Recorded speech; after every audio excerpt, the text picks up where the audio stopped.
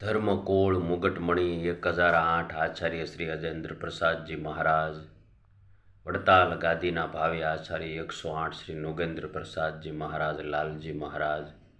વાલા ભક્તો, આ લાલજી મહારાજ છે ને વાલા ભક્તજનો, પ્રગટ હરિકૃષ્ણ મહારાજનું સ્વરૂપ છે. હરિકૃષ્ણ મહારાજનું સ્વરૂપ. વાલા ભક્તજોને એમની દિવ્યતાની હું તમને વાત કરું, તમે ક્યારેક નજીકથી અનુભવ કરજો. એમના મુખારવિંદનું તેજ,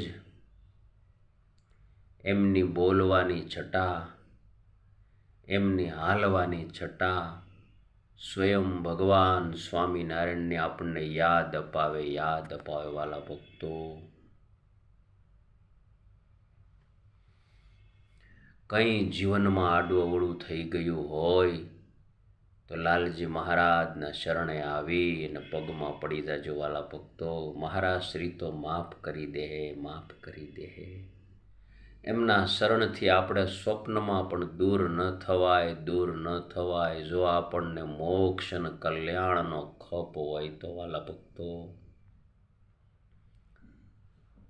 લાલજી મહારાજ સભા કરીને બેઠા હોય તો લાખો હરિભક્તોની ભીડ એકડે ઠઠ થઈને સામે બેસી જાય. વાલા ભક્તજનો, આજ એમનું ભગવાન પણ દર્શાવે છે.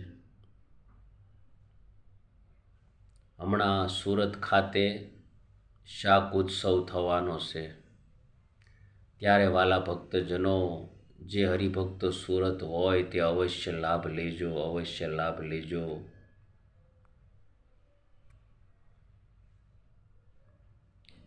ત્યાં તમે દર્શન કરવા જાજો વાલા ભક્તજનો.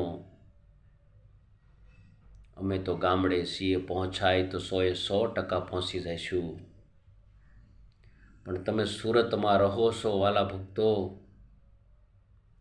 તો તમે જ્યાં જઈને દર્શન કરજો, તમને ખ્યાલ આવશે કે આ પદ શું છે, પદની ગરિમા શું છે.